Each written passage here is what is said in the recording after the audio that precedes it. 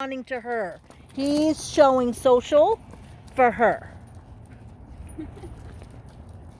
Now see how he cut her off there? That's him trying to control her a little bit. Now he's a little overwhelmed, but he's handling her pretty nicely. That's good. That's breaks on both ends. See how their noses were tilted towards their shoulder blades? Yeah. That means they're communicating with each other. So that's good. See how he cut her off there? That's control. So what we can learn from this is he wants some control over her. Now he knows she doesn't have control of herself, right?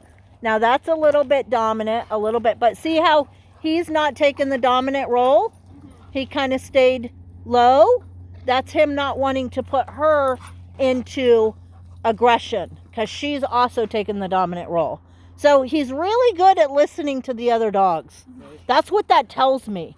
He sees she wants to be the dominant one, and he's not pushing her when she wants to be the dominant one. But he's challenging her, and he's trying to get control of her. Okay? That's beautiful. So what she's doing is she's freezing and seeing if he listens to her, and he does. As soon as she freezes, he freezes. So this is all really good stuff. But we don't have a lot of respect between the two yet.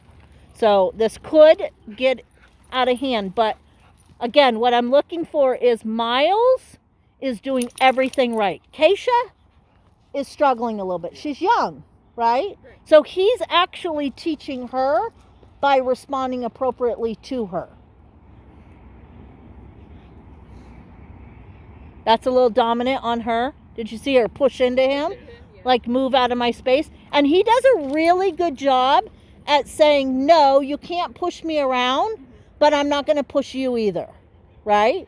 So he's very respectful. And that's what I love about him. Same thing with her. When her tail gets stiff, his gets really waggy.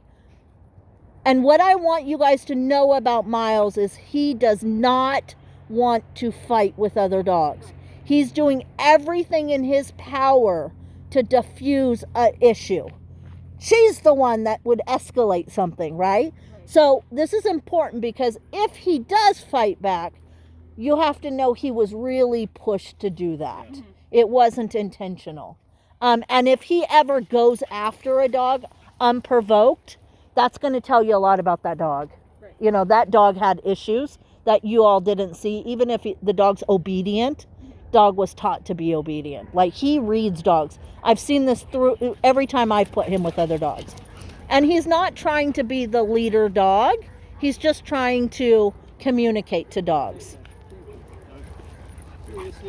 So he's good for her.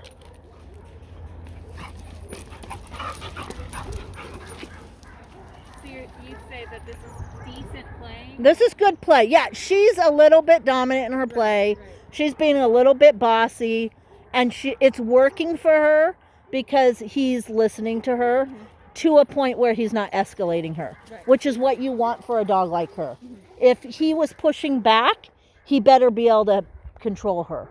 But he's controlling her through leadership, not through dominance, which is beautiful. That's what you want, right? No, I think that's beautiful. It's actually really exciting. Yeah, right? Looks good, right? Now they're even dressed together. Yeah. So this is a good place to call him away. I think I have another client here too. Before there's a mistake, let's end them on a happy note.